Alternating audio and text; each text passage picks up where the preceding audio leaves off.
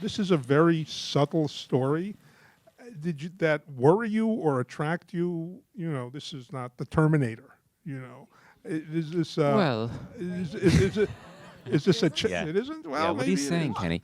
Um, it absolutely attracted. I mean, one of the great things that Nick, I think, did in the screenplay was to have the eminent good sense to not over dramatize. Yes. And the book is a most wonderful slow build of really deep emotion, so that by the end, the last 40 pages is quite breathless. You're wanting to know which way she's going to choose to go, and I had absolute faith that with the right actors, the experience on the screen would be profoundly emotional, actually, and that we had to trust that and not try and ramp it up with sort of fake melodramatic events injected in, or to try and dial stuff up in any way. It just felt like it was a film which needed to be directly emotional, not cool, not indie, not hip in any way, or ironic or detached. You had to go for it. You had to really and risk falling flat on your face, and never sentimental. That was the key, was to try and hit that exact bit of the target. Is that the lure and the challenge of a part like this, to get it just right? Yeah, it was, I have to say. I think, to be honest, as actors,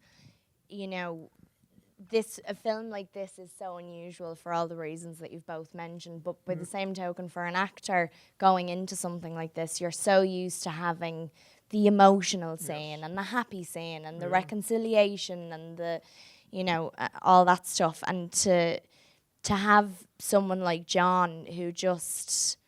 he noticed everything, you weren't led away with anything, and it was great, because there were times where you would kind of naturally probably want to go even more emotional, especially because of my connection to it too. I think there were so many times where I could have cried even more than I did in this, because it meant so much, and to have him there kind of going, no, just dial it back a little bit.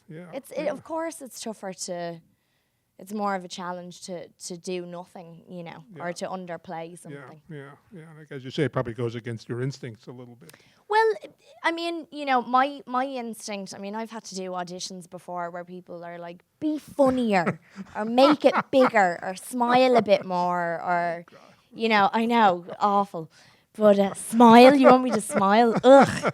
But I've always found my instinct is more to, be quite minimal, but still you're so used to people expecting more, and to work on a film like this, where, as you say, it's very subtle and it's, dare I say, not simple, it's deeply, deeply emotional, but there are no huge kind of melodramatic moments in it.